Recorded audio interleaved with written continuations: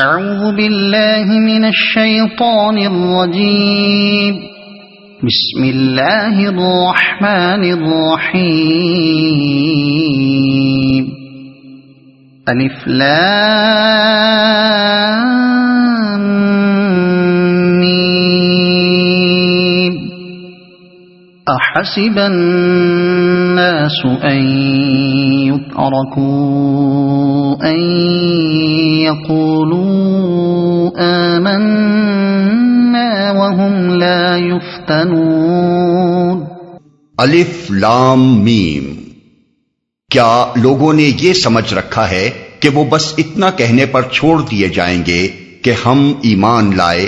اور ان کو آزمایا نہ جائے گا؟ جن حالات میں یہ بات ارشاد فرمائی گئی ہے وہ یہ تھے کہ مکہ معظمہ میں جو شخص بھی اسلام قبول کرتا تھا اس پر آفات اور مصائب اور مظالم کا ایک طوفان ٹوٹ پڑتا تھا۔ کوئی غلام یا غریب ہوتا تو اس کو بری طرح مارا پیٹا جاتا اور سخت ناقابل برداشت اذیتیں دی جاتی۔ کوئی دکاندار یا کاریگر ہوتا تو اس کی روزی کے دروازے بند کر دیے جاتے، یہاں تک کہ بھوکوں مرنے کی نوبت آ جاتی۔ کوئی کسی بااثر خاندان کا آدمی ہوتا تو اس کے اپنے خاندان کے لوگ اس کو طرح طرح سے تنگ کرتے اور اس کی زندگی اجیرن کر دیتے تھے۔ ان حالات نے مکے میں ایک سخت خوف اور دہشت کا ماحول پیدا کر دیا تھا، جس کی وجہ سے بہت سے لوگ تو نبی صلی اللہ علیہ وسلم کی صداقت کے قائل ہو جانے کے باوجود ایمان لاتے ہوئے ڈرتے تھے، اور کچھ لوگ ایمان لانے کے بعد جب دردناک اذیتوں سے دوچار ہوتے تو پست ہمت ہو کر کفار کے آگے گھٹنے ٹیک دیتے تھے۔ ان حالات نے اگرچہ راسخ الایمان صحابہ کرام رضوان اللہ تعالی علیہم اجمعین کے عزم و ثبات میں کوئی تزلزل پیدا نہ کیا تھا، لیکن انسانی فطرت کے تقاضے سے اکثر ان پر بھی ایک شدید اضطراب کی کیفیت طاری ہو جاتی تھی۔ چنانچہ اسی کیفیت کا ایک نمونہ حضرت خباب بن ارت کی وہ روایت پیش کرتی ہے جو بخاری، ابو داؤد اور نسائی نے نقل کی ہے۔ وہ فرماتے ہیں کہ جس زمانے میں مشرکین کی سختیوں سے ہم بری طرح تنگ آئے ہوئے تھے، ایک روز میں نے دیکھا کہ نبی صلی اللہ علیہ وسلم کعبے کی دیوار کے سائے میں تشریف رکھتے ہیں۔ میں نے حاضر ہو کر عرض کیا، یا رسول اللہ، آپ ہمارے لیے دعا نہیں فرماتے؟ یہ سن کر آپ کا چہرہ جوش اور جذبے سے سرخ ہو گیا اور آپ نے فرمایا، تم سے پہلے جو اہل ایمان گزر چکے ہیں ان پر اس سے زیادہ سختیاں توڑی گئی ہیں۔ ان میں سے کسی کو زمین میں گڑھا کھود کر بٹھایا جاتا اور اس کے سر پر آرا چلا کر اس کے 2 ٹکڑے کر ڈالے جاتے، کسی کے جوڑوں پر لوہے کے کنگھے گھسے جاتے تھے تاکہ وہ ایمان سے باز آ جائے۔ خدا کی قسم یہ کام پورا ہو کر رہے گا، یہاں تک کہ ایک شخص صنعاء سے حضرموت تک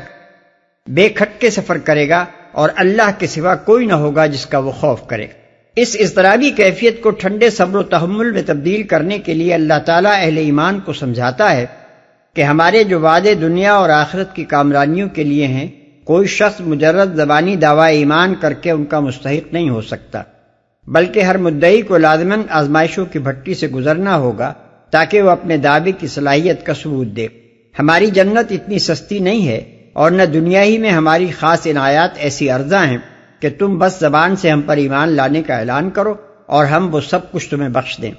ان کے لیے تو امتحان شرط ہے، ہماری خاطر مشقتیں اٹھانی ہوں گی، جان و مال کا ضیاع برداشت کرنا ہوگا، طرح طرح کی سختیاں جھیلنی ہوں گی، خطرات، مصائب اور مشکلات کا مقابلہ کرنا ہوگا، خوف سے بھی آزمائے جاؤ گے اور لالچ سے بھی۔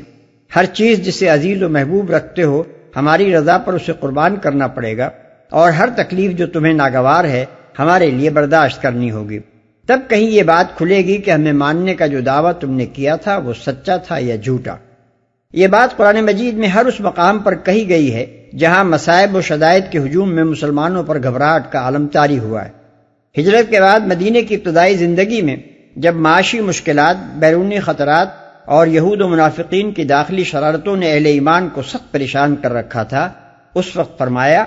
ام حسبتم ان تدخلوا الجنة ولما يأتكم مثل الذين خلوا من قبلكم مستهم البأساء والضراء وزلزلوا حتى يقول الرسول والذين آمنوا معه متى نصر الله الا ان نصر الله قریب۔ البقرہ آیت 214۔ یعنی کیا تم نے یہ سمجھ رکھا ہے کہ تم جنت میں داخل ہو جاؤ گے، حالانکہ ابھی تم پر وہ حالات نہیں گزرے جو تم سے پہلے گزرے ہوئے اہل ایمان پر گزر چکے ہیں۔ ان پر سختیاں اور تکلیفیں آئیں اور وہ ہلا مارے گئے، یہاں تک کہ رسول اور اس کے ساتھ ایمان لانے والے لوگ پکار اٹھے کہ اللہ کی مدد کب آئے گی۔ تب انہیں مژدہ سنایا گیا کہ خبردار رہو، اللہ کی مدد قریب ہے۔ اسی طرح جنگ احد کے بعد جب مسلمانوں پر پھر مصائب کا ایک سخت دور آیا تو ارشاد ہوا، ام حسبتم ان تدخلوا الجنة ولما يعلم الله الذين جاهدوا منكم ويعلم الصابرين، آل عمران آیت 142۔ یعنی کیا تم نے سمجھ رکھا ہے کہ جنت میں داخل ہو جاؤ گے، حالانکہ ابھی اللہ نے یہ تو دیکھا ہی نہیں کہ تم میں سے جہاد میں جان لڑانے والے اور پامردی دکھانے والے کون ہیں۔ قریب قریب یہی مضمون سورہ آل عمران آیت 189، سورہ توبہ آیت 16، سورہ محمد آیت 31 میں بھی بیان ہوا ہے۔ ان ارشادات سے اللہ تعالیٰ نے یہ حقیقت مسلمانوں کے ذہن نشین فرمائی ہے کہ آزمائش ہی وہ کسوٹی ہے جس سے کھوٹا اور کھرا پرکھا جاتا ہے۔ کھوٹا خود بخود اللہ تعالیٰ کی راہ سے ہٹ جاتا ہے اور کھرا چھانٹ لیا جاتا ہے تاکہ اللہ کے ان انعامات سے سرفراز ہو جو صرف صادق الایمان لوگوں کا ہی حصہ ہیں۔ وَلَقَدْ فَتَنَّا الَّذِينَ مِن قَبْلِهِمْ فَلَيَعْلَمَنَّ اللَّهُ الَّذِينَ صَدَقُوا وَلَيَعْلَمَنَّ الْكَاذِبِينَ۔ حالانکہ ہم ان سب لوگوں کی آزمائش کر چکے ہیں جو ان سے پہلے گزرے ہیں، اللہ کو تو ضرور یہ دیکھنا ہے کہ سچے کون ہیں اور جھوٹے کون، جو ان سے پہلے گزرے ہیں۔ یعنی یہ کوئی نیا معاملہ نہیں ہے جو تمہارے ساتھ ہی پیش آ رہا ہو، تاریخ میں ہمیشہ یہی ہوا ہے کہ جس نے بھی ایمان کا دعویٰ کیا ہے اسے آزمائشوں کی بھٹی میں ڈال کر ضرور تپایا گیا ہے، اور جب دوسروں کو امتحان کے بغیر کچھ نہیں دیا گیا تو تمہاری کیا خصوصیت ہے کہ تمہیں صرف زبانی دعوے پر نواز دیا جائے۔ اللہ کو تو ضرور یہ دیکھنا ہے۔ اصل الفاظ ہیں فَلَيَعْلَمَنَّ اللَّهُ، جن کا لفظی ترجمہ یہ ہوگا کہ ضرور ہے اللہ یہ معلوم کرے۔ اس پر ایک شخص یہ سوال کر سکتا ہے کہ اللہ کو تو سچے کی سچائی اور جھوٹے کا جھوٹ خود ہی معلوم ہے، آزمائش کر کے اسے معلوم کرنے کی کیا ضرورت ہے؟ اس کا جواب یہ ہے کہ جب تک ایک شخص کے اندر کسی چیز کی صرف صلاحیت اور استعداد ہی ہوتی ہے، عملاً اس کا ظہور نہیں ہو جاتا، اس وقت تک عدل و انصاف نہ تو وہ کسی جزا کا مستحق ہو سکتا ہے نہ سزا کا۔ مثلاً ایک آدمی میں امین ہونے کی صلاحیت ہے اور ایک دوسرے میں خائن ہونے کی صلاحیت، ان دونوں پر جب تک آزمائش نہ آئے اور ایک سے امانت داری کا اور دوسرے سے خیانت کا عملاً ظہور نہ ہو جائے، یہ بات اللہ کے انصاف سے بعید ہے کہ وہ محض اپنے علم غیب کی بنا پر ایک کو امانت داری کا انعام دے دے اور دوسرے کو خیانت کی سزا دے ڈالے۔ اس لیے وہ علم سابق جو اللہ کو لوگوں کے اچھے اور برے اعمال سے پہلے ان کی صلاحیتوں کے بارے میں اور ان کے آئندہ طرز عمل کے بارے میں حاصل ہے، انصاف کی اغراض کے لیے کافی نہیں ہے۔ اللہ کے ہاں انصاف اس علم کی بنیاد پر نہیں ہوتا کہ فلاں شخص چوری کا رجحان رکھتا ہے اور چوری کرے گا یا کرنے والا ہے، بلکہ اس علم کی بنیاد پر ہوتا ہے کہ اس شخص نے چوری کر ڈالی ہے۔ اسی طرح بخششیں اور انعامات بھی اس کے ہاں اس علم کی بنا پر نہیں دیے جاتے کہ فلاں شخص اعلیٰ درجے کا مومن و مجاہد بن سکتا ہے یا بنے گا، بلکہ اس علم کی بنا پر دیے جاتے ہیں کہ فلاں شخص نے اپنے عمل سے اپنا صادق الایمان ہونا ثابت کر دیا ہے اور اللہ کی راہ میں جان لڑا کر دکھا دی ہے۔ اسی لیے ہم نے آیت کے ان الفاظ کا ترجمہ اللہ کو تو ضرور یہ دیکھنا ہے کیا ہے۔ ام حسب الذین یعملون السیئات ان یسبقونا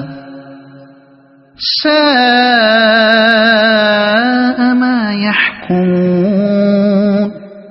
اور کیا وہ لوگ جو بری حرکتیں کر رہے ہیں یہ سمجھے بیٹھے ہیں کہ وہ ہم سے بازی لے جائیں گے؟ بڑا غلط حکم ہے جو وہ لگا رہے ہیں، جو بری حرکتیں کر رہے ہیں۔ اس سے مراد اگرچہ تمام وہ لوگ ہو سکتے ہیں جو اللہ تعالیٰ کی نافرمانیاں کرتے ہیں، لیکن یہاں خاص طور پر روئے سخن قریش کے ان ظالم سرداروں کی طرف ہے جو اسلام کی مخالفت میں اور اسلام قبول کرنے والوں کو اذیتیں دینے میں اس وقت پیش تھے۔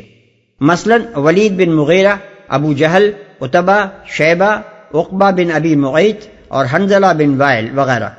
سیاق و سباق خود یہاں تقاضا کر رہا ہے کہ مسلمانوں کو آزمائشوں کے مقابلے میں صبر و ثبات کی تلقین کرنے کے بعد ایک کلمہ زجر و توبیخ ان لوگوں کو خطاب کر کے بھی فرمایا جائے جو ان حق پرستوں پر ظلم ڈھا رہے تھے۔ ہم سے بازی لے جائیں گے، یہ مطلب بھی ہو سکتا ہے کہ ہماری گرفت سے بچ کر کہیں بھاگ سکیں گے۔ اصل الفاظ ہیں یسبقونا، یعنی ہم سے سبقت لے جائیں گے۔ اس کے دو معنی ہو سکتے ہیں، ایک یہ کہ جو کچھ ہم کرنا چاہتے ہیں یعنی اپنے رسول کے مشن کی کامیابی، وہ تو نہ ہو سکے، اور جو کچھ یہ چاہتے ہیں یعنی ہمارے رسول کو نیچا دکھانا، وہ ہو جائے۔ دوسرا یہ کہ ہم ان کی زیادتیوں پر انہیں پکڑنا چاہتے ہوں اور یہ بھاگ کر ہماری دسترس سے دور نکل جائیں۔ من كان يرجو لقاء الله فإن أجل الله لآت وهو السميع العليم۔ جو کوئی اللہ سے ملنے کی توقع رکھتا ہو اسے معلوم ہونا چاہیے کہ اللہ کا مقرر کیا ہوا وقت آنے ہی والا ہے، اور اللہ سب کچھ سنتا اور جانتا ہے۔ مقرر کیا ہوا وقت آنے ہی والا ہے، یعنی جو شخص حیات اخروی کا قائل ہی نہ ہو اور یہ سمجھتا ہو کہ کوئی نہیں ہے جس کے سامنے ہمیں اپنے اعمال کی جواب دہی کرنی ہو، اور کوئی وقت ایسا نہیں آنا ہے جب ہم سے ہمارے کارنامہ زندگی کا محاسبہ کیا جائے، اس کا معاملہ تو دوسرا ہے۔ وہ اپنی غفلت میں پڑا رہے اور بے فکری کے ساتھ جو کچھ چاہے کرتا رہے، اپنا نتیجہ اپنے اندازوں کے خلاف وہ خود دیکھ لے گا۔ لیکن جو لوگ یہ توقع رکھتے ہیں کہ ایک وقت ہمیں اپنے خدا کے حضور حاضر ہونا ہے اور اپنے اعمال کے مطابق جزا و سزا بھی پانی ہے، انہیں اس غلط فہمی میں نہ رہنا چاہیے کہ موت کا وقت کچھ بہت دور ہے۔ ان کو تو یہ سمجھنا چاہیے کہ وہ بس قریب ہی آ لگا ہے اور عمل کی مہلت ختم ہوا ہی چاہتی ہے۔ اس لیے جو کچھ بھی وہ اپنی عاقبت کی بھلائی کے لیے کر سکتے ہوں کر لیں، طول حیات کے بے بنیاد بھروسے پر اپنی اصلاح میں دیر نہ لگائیں۔ سب کچھ سنتا اور جانتا ہے، یعنی ان کو اس غلط فہمی میں بھی نہ رہنا چاہیے کہ ان کا سابقہ کسی شہ بے خبر سے ہے۔ جس خدا کے سامنے انہیں جواب دہی کے لیے حاضر ہونا ہے وہ بے خبر نہیں بلکہ سمیع و علیم خدا ہے، ان کی کوئی بات بھی اس سے چھپی ہوئی نہیں ہے۔ وَمَن جَاهَدَ فَإِنَّمَا يُجَاهِدُ لِنَفْسِهِ إِنَّ اللَّهَ لَغَنِيٌّ عَنِ الْعَالَمِينَ۔ جو شخص بھی مجاہدہ کرے گا اپنے ہی بھلے کے لیے کرے گا، اللہ یقیناً دنیا جہان والوں سے بے نیاز ہے، اپنے ہی بھلے کے لیے کرے گا۔ مجاہدہ کے معنی کسی مخالف طاقت کے مقابلے میں کشمکش اور جد و جہد کرنے کے ہیں، اور جب کسی خاص مخالف طاقت کی نشاندہی نہ کی جائے بلکہ مطلقاً مجاہدے کا لفظ استعمال کیا جائے تو اس کے معنی یہ ہیں کہ یہ ایک ہمگیر اور ہر جہتی کشمکش ہے۔ مومن کو اس دنیا میں جو کشمکش کرنی ہے اس کی نوعیت یہی کچھ ہے۔ اسے شیطان سے بھی لڑنا ہے جو اس کو ہر آن نیکی کے نقصانات سے ڈراتا اور بدی کے فائدوں اور لذتوں کا لالچ دلاتا رہتا ہے۔ اپنے نفس سے بھی لڑنا ہے جو اسے ہر وقت اپنی خواہشات کا غلام بنانے کے لیے زور لگاتا رہتا ہے۔ اپنے گھر سے لے کر آفاق تک کے ان تمام انسانوں سے بھی لڑنا ہے جن کے نظریات، رجحانات، اصول اخلاق، رسم و رواج، طرز تمدن اور قوانین معیشت و معاشرت دین حق سے متصادم ہوں، اور اس ریاست سے بھی لڑنا ہے جو خدا کی فرما برداری سے آزاد رہ کر اپنا فرمان چلائے اور نیکی کے بجائے بدی کو فروغ دینے میں اپنی قوت صرف کرے۔ یہ مجاہدہ ایک دن دو دن کا نہیں، عمر بھر کا اور دن کے 24 گھنٹوں میں سے ہر لمحے کا ہے، اور کسی ایک میدان میں نہیں، زندگی کے ہر پہلو میں، ہر محاذ پر ہے۔ اسی کے متعلق حضرت حسن بصری رحمۃ اللہ علیہ فرماتے ہیں کہ آدمی جہاد کرتا ہے خواہ کبھی ایک دفعہ بھی وہ تلوار نہ چلائے۔ دنیا جہان والوں سے بے نیاز ہے، یعنی اللہ تعالیٰ اس مجاہدے کا مطالبہ تم سے اس لیے نہیں کر رہا ہے کہ اپنی خدائی قائم کرنے اور قائم رکھنے کے لیے اسے تمہاری کسی مدد کی ضرورت ہے اور تمہاری اس لڑائی کے بغیر اس کی خدائی نہ چلے گی، بلکہ وہ اس لیے تمہیں اس کشمکش میں پڑنے کی ہدایت کرتا ہے کہ یہی تمہاری ترقی کا راستہ ہے۔ اسی ذریعے سے تم بدی اور گمراہی کے چکر سے نکل کر نیکی اور صداقت کی راہ پر بڑھ سکتے ہو۔ اسی سے تم میں یہ طاقت پیدا ہو سکتی ہے کہ دنیا میں خیر و صلاح کے علمبردار اور آخرت میں خدا کی جنت کے حقدار بنو۔ تم یہ لڑائی لڑ کر خدا پر کوئی احسان نہ کرو گے، اپنا ہی بھلا کرو گے۔ والذین آمنوا وعملوا الصالحات لنكفرن عنهم سیئاتهم ولنجزینهم احسن الذی كانوا يعملون۔ اور جو لوگ ایمان لائیں گے اور نیک اعمال کریں گے ان کی برائیاں ہم ان سے دور کر دیں گے اور انہیں ان کے بہترین اعمال کی جزا دیں گے۔ ایمان سے مراد ان تمام چیزوں کو سچے دل سے ماننا ہے جنہیں تسلیم کرنے کی دعوت اللہ کے رسول صلی اللہ علیہ وسلم اور اس کی کتاب نے دی ہے، اور عمل صالح سے مراد اللہ اور اس کے رسول صلی اللہ علیہ وسلم کی ہدایت کے مطابق عمل کرنا ہے۔ دل و دماغ کا عمل صالح یہ ہے کہ آدمی کی فکر اور اس کے خیالات اور ارادے درست اور پاکیزہ ہوں۔ زبان کا عمل صالح یہ ہے کہ آدمی برائی پر زبان کھولنے سے بچے اور جو بات بھی کرے حق و انصاف اور راستی کے مطابق کرے۔ اور اعضاء و جوارح کا عمل صالح یہ ہے کہ آدمی کی پوری زندگی اللہ کی اطاعت و بندگی میں اور اس کے احکام و قوانین کی پابندی میں بسر ہو۔ اس ایمان و عمل صالح کے دو نتیجے بیان کیے گئے ہیں۔ ایک یہ کہ آدمی کی برائیاں اس سے دور کر دی جائیں گی، دوسرا یہ کہ اسے اس کے بہترین اعمال کی اور اس کے اعمال سے بہتر جزا دی جائے گی۔ برائیاں دور کرنے سے مراد کئی چیزیں ہیں۔ ایک یہ کہ ایمان لانے سے پہلے آدمی نے خواہ کیسے ہی گناہ کیے ہوں، ایمان لاتے ہی وہ سب معاف ہو جائیں گے۔ دوسرے یہ کہ ایمان لانے کے بعد آدمی نے بغاوت کے جذبے سے نہیں بلکہ بشری کمزوری سے جو قصور کیے ہوں اس کے نیک اعمال کا لحاظ کر کے ان سے درگزر کیا جائے گا۔ تیسرے یہ کہ ایمان و عمل صالح کی زندگی اختیار کرنے سے آدمی کے نفس کی اصلاح آپ سے آپ ہوگی اور اس کی بہت سی کمزوریاں دور ہو جائیں گی۔ ایمان و عمل صالح کی جزا کے متعلق جو فقرہ ارشاد فرمایا گیا ہے وہ ہے لَنَجْزِيَنَّهُمْ أَحْسَنَ الَّذِي كَانُوا يَعْمَلُونَ۔ اس کے دو مطلب ہیں۔ ایک یہ کہ آدمی کے نیک اعمال میں سے جو اعمال سب سے زیادہ اچھے ہوں گے ان کو ملحوظ رکھ کر اس کے لیے جزا تجویز کی جائے گی۔ دوسری یہ کہ آدمی اپنے عمل کے لحاظ سے جتنی جزا کا مستحق ہوگا اس سے زیادہ اچھی جزا اسے دی جائے گی۔ یہ بات دوسرے مقامات پر بھی قرآن میں فرمائی گئی ہے۔ مثلا سورہ انعام میں فرمایا من جاء بالحسنۃ فلہ عشر امثالھا، آیت 160، یعنی جو نیکی لے کر آئے گا اس کو اس سے 10 گنا اجر دیا جائے گا۔ اور سورہ قصص میں فرمایا من جاء بالحسنۃ فلہ خیر منہا، آیت 84، یعنی جو شخص نیکی لے کر آئے گا اس کو اس سے بہتر اجر دیا جائے گا۔ اور سورہ نساء میں فرمایا ان اللہ لا یظلم مثقال ذرۃ وان تک حسنۃ یضاعفھا، آیت 40، یعنی اللہ ظلم تو ذرہ برابر نہیں کرتا اور اگر نیکی ہو تو اس کو کئی گنا بڑھاتا ہے۔ وَوَصَّيْنَا الْإِنسَانَ بِوَالِدَيْهِ حُسْنًا وَإِن جَاهَدَاكَ لِتُشْرِكَ بِي مَا لَيْسَ لَكَ بِهِ عِلْمٌ فَلَا تُطِعْهُمَا إِلَيَّ مَرْجِعُكُمْ فَأُنَبِّئُكُم بِمَا كُنتُمْ تَعْمَلُونَ۔ ہم نے انسان کو ہدایت کی ہے کہ اپنے والدین کے ساتھ نیک سلوک کرے،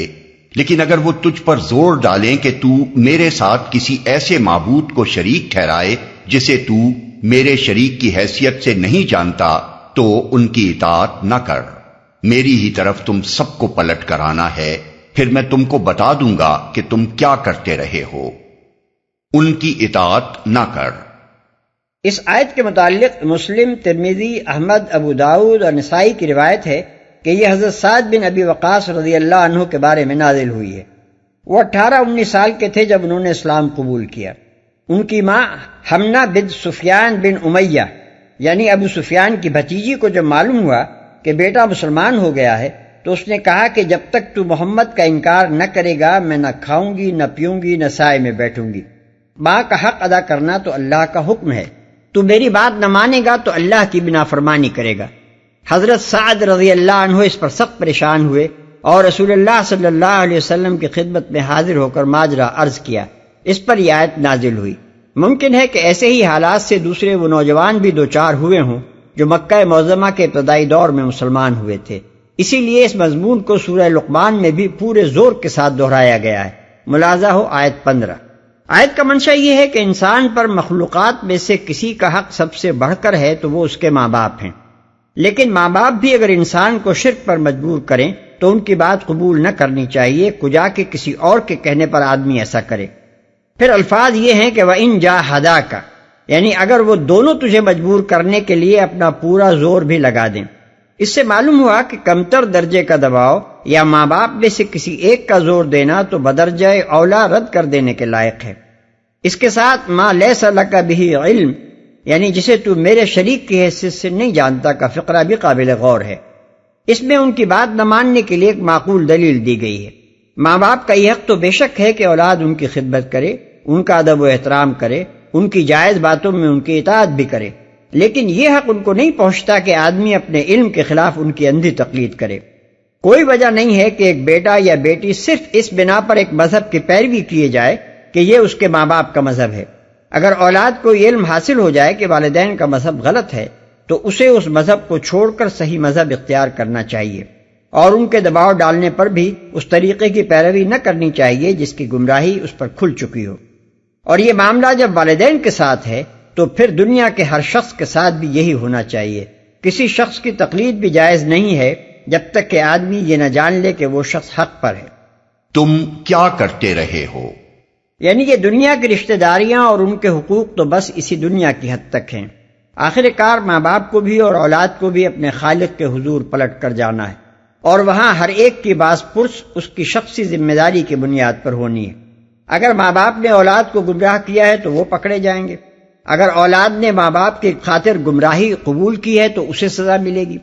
اور اگر اولاد نے راہ راست اختیار کی اور ماں باپ کے جائز حقوق ادا کرنے میں بھی کوتاہی نہ کی، لیکن ماں باپ نے صرف اس قصور پر اسے ستایا کہ اس نے گمراہی میں ان کا ساتھ کیوں نہ دیا، تو وہ اللہ کے مواخذے سے بچ نہ سکیں گے۔ والذین آمنوا وعملوا الصالحات لندخلنهم فی الصالحین ومن الناس من يقول آمنا بالله فإذا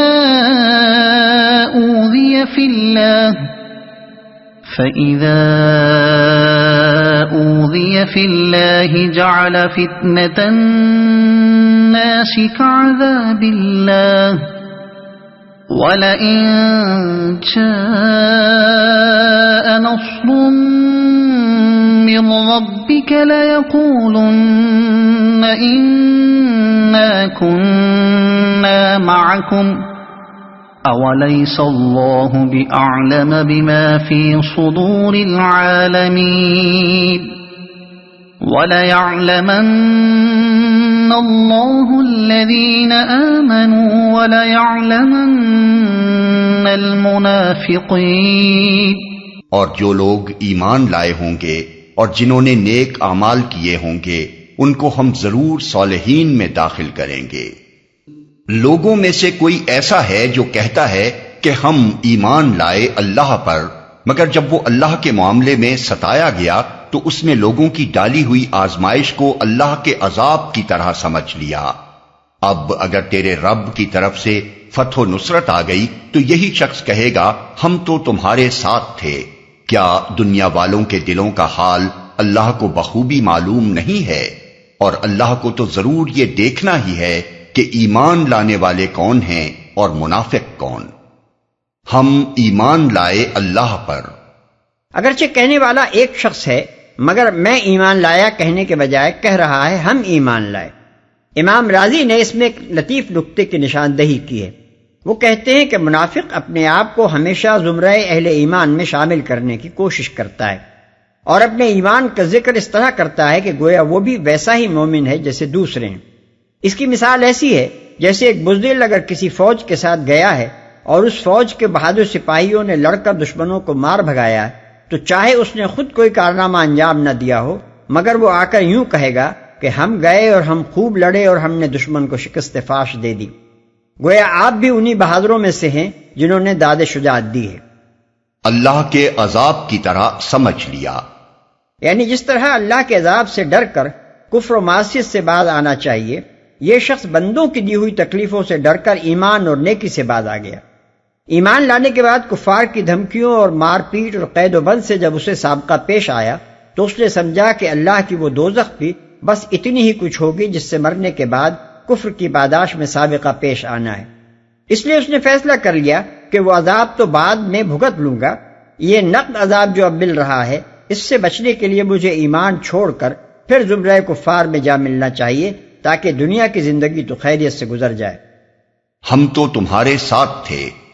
یعنی آج تو وہ اپنی کھال بچانے کے لیے کافروں میں جا ملا ہے اور اہل ایمان کا ساتھ اس نے چھوڑ دیا ہے، کیونکہ دین حق کو فروغ دینے کے لیے وہ اپنی نکسیر تک پھڑوانے کو تیار نہیں ہے، مگر جب اس دین کی خاطر سر دھڑ کی بادی لگا دینے والوں کو اللہ تعالیٰ فتح و کامرانی بخشے گا تو یہ شخص فتح کے ثمرات میں حصہ بٹانے کے لیے موجود ہوگا۔ اور مسلمانوں سے کہے گا کہ دل سے تو ہم تمہارے ہی ساتھ تھے، تمہاری کامیابی کے لیے دعائیں مانگا کرتے تھے، تمہاری جانفشانیوں اور قربانیوں کی بڑی قدر ہماری نگاہ میں تھی۔ یہاں اتنی بات اور سمجھ لینی چاہیے کہ ناقابل برداشت اذیت یا نقصان یا شدید خوف کی حالت میں کسی شخص کا کلمہ کفر کہہ کر اپنے آپ کو بچا لینا شرعاً جائز ہے،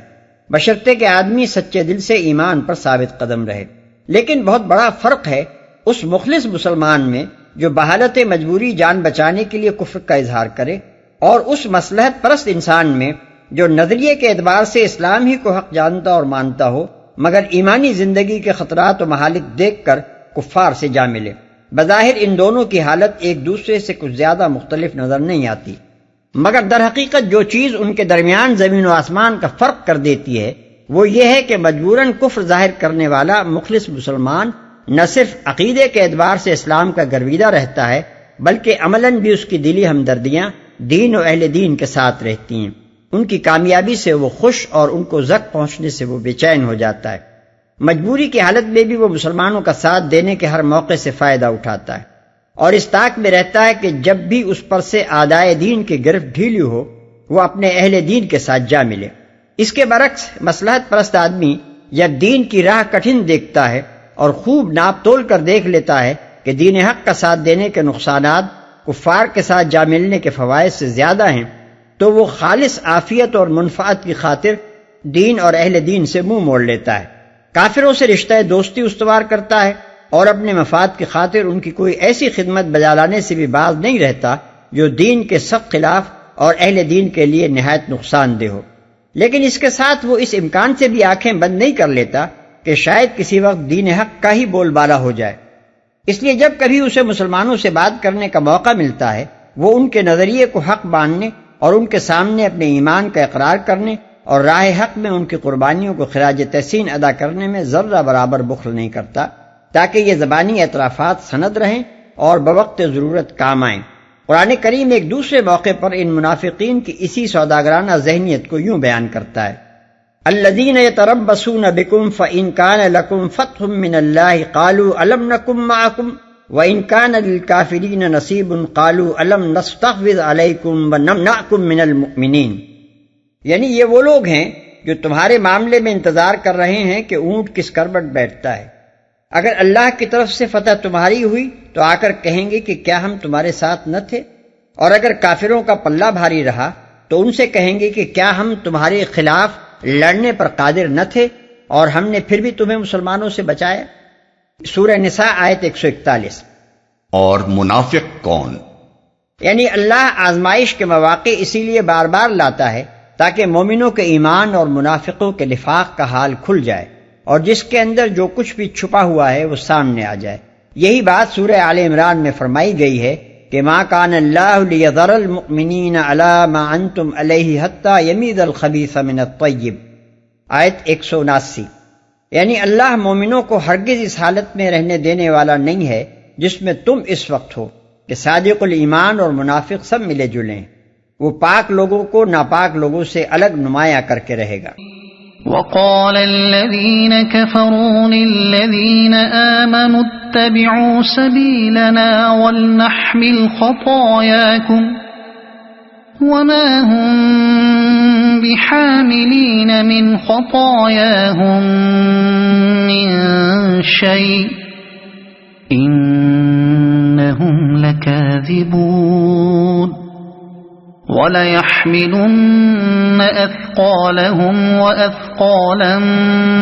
مَعَ أَثْقَالِهِمْ وَلَيُسْأَلُنَّ يَوْمَ الْقِيَامَةِ عَمَّا كَانُوا يَفْتَرُونَ۔ یہ کافر لوگ ایمان لانے والوں سے کہتے ہیں کہ تم ہمارے طریقے کی پیروی کرو اور تمہاری خطاؤں کو ہم اپنے اوپر لے لیں گے، حالانکہ ان کی خطاؤں میں سے کچھ بھی وہ اپنے اوپر لینے والے نہیں ہیں، وہ قطعاً جھوٹ کہتے ہیں۔ ہاں ضرور وہ اپنے بوجھ بھی اٹھائیں گے اور اپنے بوجھوں کے ساتھ دوسرے بہت سے بوجھ بھی، اور قیامت کے روز یقیناً ان سے ان افطرا پردازیوں کی باز پرس ہوگی جو وہ کرتے رہے ہیں، اپنے اوپر لے لیں گے۔ ان کے اس قول کا مطلب یہ تھا کہ اول تو زندگی بعد موت اور حشر و نشر اور حساب و جزا کی یہ باتیں سب ڈھکوسلائیں، لیکن اگر بالفرض کوئی دوسری زندگی ہے اور اس میں کوئی باز پرس بھی ہونی ہے تو ہم ذمہ لیتے ہیں کہ خدا کے سامنے ہم سارا عذاب ثواب اپنی گردن پر لے لیں گے۔ تم ہمارے کہنے سے اس نئے دین کو چھوڑ دو اور اپنے دین آبائی کی طرف واپس آ جاؤ۔ روایات میں متعدد سرداران قریش کے متعلق یہ مذکور ہے کہ ابتداً جو لوگ اسلام قبول کرتے تھے ان سے مل کر یہ لوگ اسی طرح کی باتیں کیا کرتے تھے۔ چنانچہ حضرت عمر رضی اللہ عنہ کے متعلق بیان کیا گیا ہے کہ جب وہ ایمان لائے تو ابو سفیان اور حرب بن امیہ بن خلف نے ان سے مل کر بھی یہی کہا تھا، اپنے اوپر لینے والے نہیں ہیں۔ یعنی اول تو یہی ممکن نہیں ہے کہ کوئی شخص خدا کے ہاں کسی دوسرے کی ذمہ داری اپنے اوپر لے لے اور کسی کے کہنے سے گناہ کرنے والا خود اپنے گناہ کی سزا پانے سے بچ جائے، کیونکہ وہاں تو ہر شخص اپنے کیے کا آپ ذمہ دار ہے۔ لا تزر وازرۃ وزر اخری، لیکن اگر بالفرض ایسا ہو بھی تو جس وقت کفر و شرک کا انجام ایک دہکتی ہوئی جہنم کی صورت میں سامنے آئے گا، اس وقت کس کی یہ ہمت ہے کہ دنیا میں جو وعدہ اس نے کیا تھا اس کی لاج رکھنے کے لیے یہ کہہ دے کہ حضور میرے کہنے سے جس شخص نے ایمان کو چھوڑ کر ارتداد کی راہ اختیار کی تھی آپ اسے معاف کر کے جنت میں بھیج دیں، اور میں جہنم میں اپنے کفر کے ساتھ اس کے کفر کی سزا بھی بھگتنے کے لیے تیار ہوں۔ دوسرے بہت سے بوجھ بھی، یعنی وہ خدا کے ہاں اگرچہ دوسروں کا بوجھ تو نہ اٹھائیں گے لیکن دوہرا بوجھ اٹھانے سے بچیں گے بھی نہیں۔ ایک بوجھ ان پر خود گمراہ ہونے کا لدے گا اور دوسرا بوجھ دوسروں کو گمراہ کرنے کا بھی ان پر لادا جائے گا۔ اس بات کو یوں سمجھیے کہ ایک شخص خود بھی چوری کرتا ہے اور کسی دوسرے شخص سے بھی کہتا ہے کہ وہ اس کے ساتھ چوری کے کام میں حصہ لے۔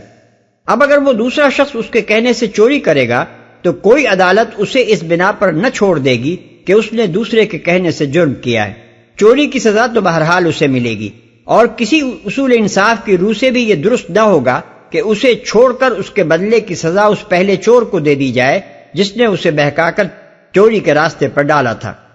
لیکن وہ پہلا چور اپنے جرم کے ساتھ اس جرم کی سزا بھی پائے گا کہ اس نے خود چوری کی سو کی، ایک دوسرے شخص کو بھی اپنے ساتھ چور بنا ڈالا۔ قرآن مجید میں ایک دوسرے مقام پر اس قاعدے کو ان الفاظ میں بیان کیا گیا ہے،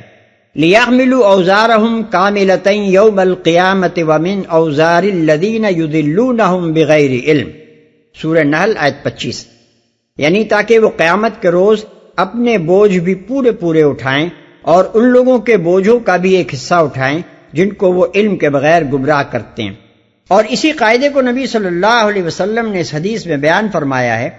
کہ جس شخص نے راہ راست کی طرف دعوت دی اس کو ان سب لوگوں کے اجر کے برابر اجر ملے گا جنہوں نے اس کی دعوت پر راہ راست اختیار کی بغیر اس کے کہ ان کے اجروں میں کوئی کمی ہو، اور جس شخص نے گمراہی کی طرف دعوت دی اس پر ان سب لوگوں کے گناہوں کے برابر گناہ ہوگا جنہوں نے اس کی پیروی کی بغیر اس کے کہ ان کے گناہوں میں کوئی کمی ہو۔ مسلم۔ جو وہ کرتے رہے ہیں۔ افطرا پردازیوں سے مراد وہ جھوٹی باتیں ہیں جو کفار کے اس قول میں چھپی ہوئی تھیں کہ تم ہمارے طریقے کی پیروی کرو اور تمہاری خطاؤں کو ہم اپنے اوپر لے لیں گے۔ دراصل وہ لوگ دو مفروضات کی بنیاد پر یہ بات کہتے تھے، ایک یہ کہ جس مذہب شرک کی وہ پیروی کر رہے ہیں وہ برحق ہے اور محمد صلی اللہ علیہ وسلم کا مذہب توحید غلط ہے، اس لیے اس سے کفر کرنے میں کوئی خطا نہیں ہے۔ دوسرا مفروضہ یہ تھا کہ کوئی حشر نہیں ہونا ہے، اور یہ حیات اخروی کا تخیل جس کی وجہ سے ایک مسلمان کفر کرتے ہوئے ڈرتا ہے بالکل بے اصل ہے۔ یہ مفروضات اپنے دل میں رکھنے کے بعد وہ ایک مسلمان سے کہتے تھے کہ اچھا اگر تمہارے نزدیک کفر کرنا ایک خطا ہی ہے اور کوئی حشر بھی ہونا ہے جس میں اس خطا پر تم سے باز پرس ہوگی تو چلو تمہاری اس خطا کو ہم اپنے سر لیتے ہیں، تم ہماری ذمہ داری پر دین محمد کو چھوڑ کر دین آبائی میں واپس آ جاؤ۔ اس معاملے میں پھر مزید دو جھوٹی باتیں شامل تھیں، ایک ان کا یہ خیال کہ جو شخص کسی کے کہنے پر جرم کرے وہ اپنے جرم کی ذمہ داری سے بری ہو سکتا ہے اور اس کی پوری ذمہ داری وہ شخص اٹھا سکتا ہے جس کے کہنے پر اس نے جرم کیا ہے۔ دوسرا ان کا یہ جھوٹا وعدہ کہ قیامت کے روز وہ ان لوگوں کی ذمہ داری واقعی اٹھا لیں گے جو ان کے کہنے پر ایمان سے کفر کی طرف پلٹ گئے ہوں، کیونکہ جب قیامت فی الواقع قائم ہو جائے گی اور ان کی امیدوں کے خلاف جہنم ان کی آنکھوں کے سامنے ہوگی، اس وقت وہ ہرگز اس کے لیے تیار نہ ہوں گے کہ اپنے کفر کا خمیازہ بھگتنے کے ساتھ ان لوگوں کے گناہ کا بوجھ بھی پورا کا پورا اپنے اوپر لے لیں جنہیں وہ دنیا میں بہکا کر گمراہ کرتے تھے۔